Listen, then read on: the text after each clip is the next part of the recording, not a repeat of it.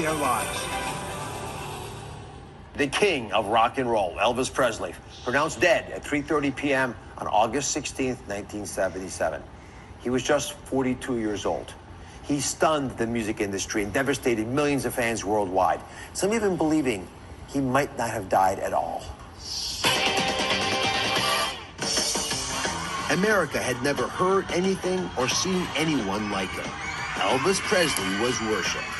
So, when the gyrating, beloved baritone died prematurely, everybody was in shock. He was a sex symbol, after all, and only 42. But Elvis was in terrible health. His weight had ballooned to 350 pounds, and his heart was twice the size of normal. At 2:30 p.m., August 16, 1977, at his Graceland mansion, Elvis was found unconscious on the floor of his bathroom. By the time EMTs arrived, he showed no visible sign of life. The medical examiner's report says the cause of death, HCDV, hyperactive cardiovascular disease. But high doses of opiates were found in his blood, making many people question his real cause of death. Was there a cover-up?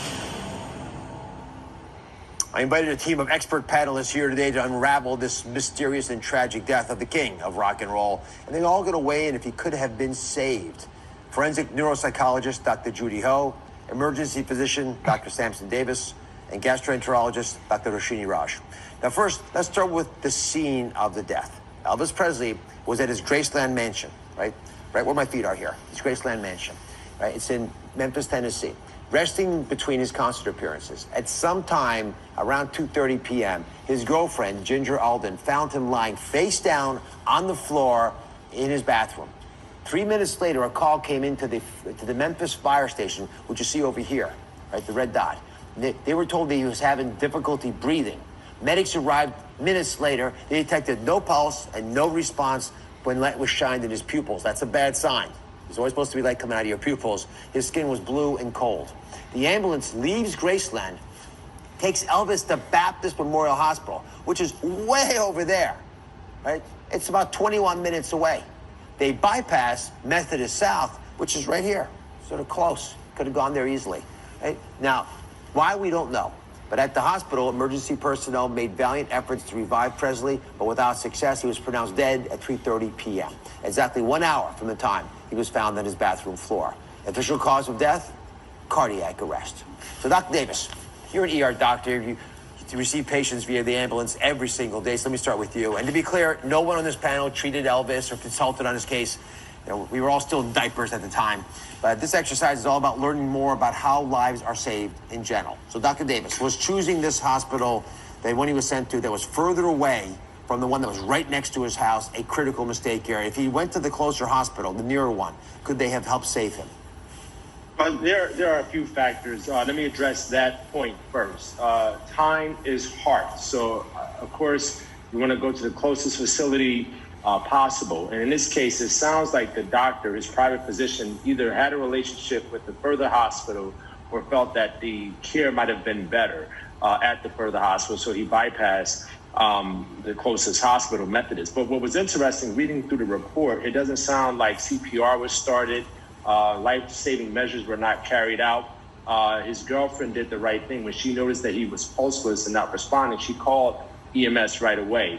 But what was highlighted in the discussion of the report was that she last saw Elvis well at 9:30 a.m.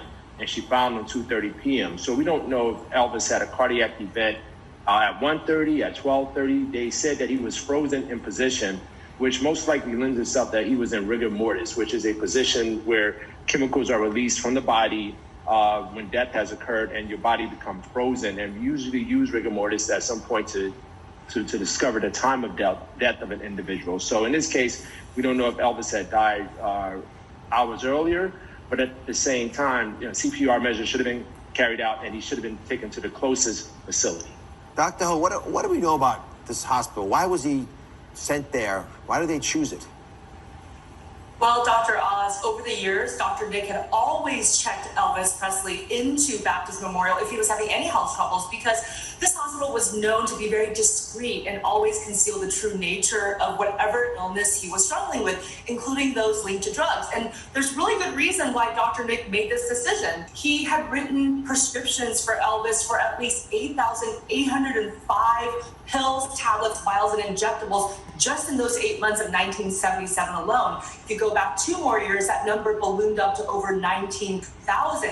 And in fact, on the morning Elvis died, Dr. Nick prescribed 6 doses of Dilaudid and called it into Baptist Memorial's all-night pharmacy. And supposedly one of his bodyguards had picked the pills up, delivered them to Elvis, and watched as he took them. And this was shortly, of course, before he was discovered to possibly be dead. And so this is a huge reason why he bypassed that very, very close hospital and went to this one, because they were probably hoping they could clean whatever mess was going on up with Elvis before anybody else, especially the public press, discovered it. Let's turn to Elvis's health in his later years. Did Elvis have underlying health conditions that, if they had been treated differently, could have saved his life? Dr. Raj, you've done a wonderful job. You examined all the medical records. Give us a snapshot of his health. So in terms of chronic medical conditions, Elvis did have diabetes and he was overweight, and we know those often go hand in hand. But he did not have any evidence of being treated for things like high blood pressure, high cholesterol, or heart disease. Now, the toxicology report, which we're going to get into in a minute, saw some medications that we're going to talk about. But in terms of mental illness, that's where the information is less clear, and we don't have very, clear diagnoses of things like depression or anxiety. However, that doesn't mean they didn't exist, and certainly may have played a role in ultimately what led to his death. Dr. Davis, you called Elvis's probable conditions the triad of untimely death. So how would you have treated Elvis if he was your patient today? Yeah, I mean, the triads, as Dr. Raj alluded to, we know for a fact that Elvis struggled with obesity. His weight ballooned to 350 pounds, and that alone causes increased strain on the heart. Today, we would have addressed his obesity and more importantly, his diabetes, which was a major contributor to his condition. We have insulin pumps today, so that would have been one approach, just the diabetes management. With the triad, we think diabetes, we think high blood pressure, which he most likely had, and then high cholesterol. So we would place Elvis on a statin program or a statin medication to control his high cholesterol, manage his high blood pressure and his diabetes. And then ultimately, we would have to address the elephant in the room, which is painkillers, which we know today, opiates, it leads to addiction. So we want to intervene and get Elvis into some sort of intervention program and get him healthy and back on a sort of right path of life. We could have done that more so readily today with technology and the advancements than back when he was alive. Yeah, Dr. Raj, they would never acknowledge that. I don't think they would have allowed Elvis to go to rehab. I don't think so, not publicly, yeah. All right, Dr. Hill, what do we know about Elvis's mental health? Well, as Dr. Raj alluded to, there was actually a constellation of problems that I think all centered around this concept of emotion dysregulation. He had very little coping strategies, actually, and even though he seemed to project so much confidence, and some would even say that this is narcissism, it was actually a cover for how fragile he felt on the inside. Elvis was somebody who actually suffered from perpetual imposter syndrome. He was insecure, and he only felt comfortable when he was on stage, where he can project this outward narrative that everybody worshipped. And because of this pervasive self-doubt, he constantly worried, he suffered chronic insomnia, and because he couldn't talk to anybody about it, he really went to those temporary relief for his problems. And the painkillers is one piece, but also the overeating. Some surmise that he may have suffered from something like a binge eating disorder. And because of his mood swings and his quick temper, people also thought that he might have suffered from something on a bipolar spectrum. And yet he was keeping all of this secret and just trying to self-medicate in a variety of different ways, and that includes both food and the drugs. It all led to an untimely death, but coming back, we're going to talk about the cover-up and tackle what happened there. What Americans did not hear about the death of their king.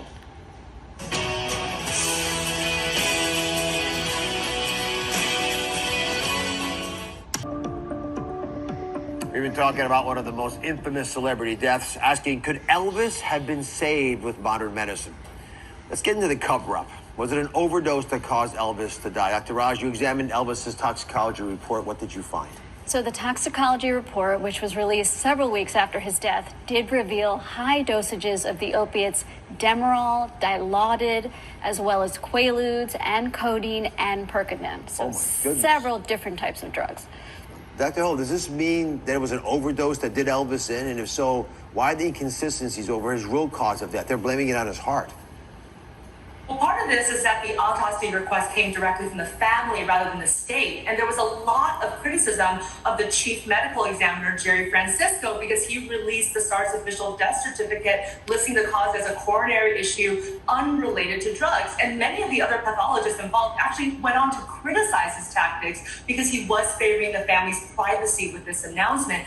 And at this point, I think most people would say that it's most likely that all of the health ailments he suffered towards the end of his life, the diabetes, the enlarged heart, the obesity, the constipation, plus the myriad of drugs in the system were all contributory causes to his early death.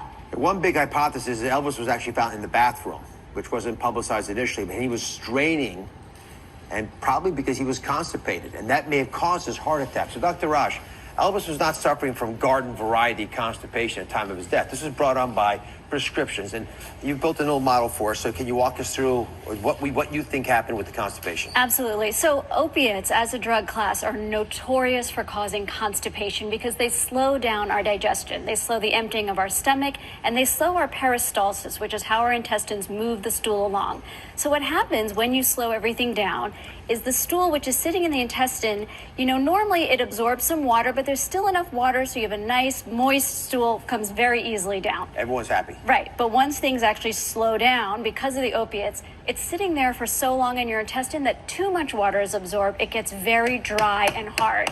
And this piece of stool, as you'll see, is not going anywhere. It's very hard. You're going to have to strain and push a lot. Push. And as you said, Push. one of the theories, exactly, one of the theories with Elvis is perhaps he was straining so much he produced what we call the Valsalva maneuver, which is something where you're straining to have a bowel movement or straining in another way. You increase chest pressure, which can actually adversely affect your heart. Everyone's done a Valsalva. When you go, That's right. like that, that raises your blood pressure dramatically. It can affect blood pressure and it can affect your cardiac output. So this perhaps may have contributed ultimately to his death. Dr. Hill, Elvis's doctor, his name is Dr. Nick, was charged with overprescribing Elvis and other patients opioid painkillers. Was Elvis's death a criminal act?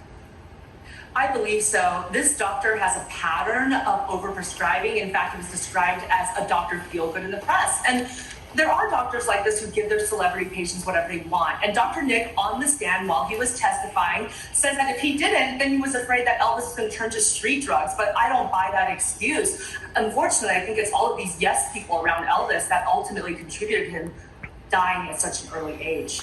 Well, knowing all we know now, if this happened to Elvis today, could he have been saved? Dr. Sampson, thought? Yeah, I mean, if the intervention would have happened immediately, as if he was found in the bathroom at the moment of his collapse, 911 was phoned, CPR, life-saving medications given, it was a probability and a high probability that we could have saved his life. But his overall medical condition and the delay in care did not fare well for Elvis. Dr. Raj, I don't know about you, but I think that unless he made massive changes, that even if he'd survived that incident, it wouldn't have been much longer before we lost him. I agree. And the truth is, even now, we have such a prescription painkiller problem in this country. So people are still suffering. It's still a good example of what can happen when you don't take care of your loved ones or you don't seek help. All right, we'll be right back. Thanks to my panel.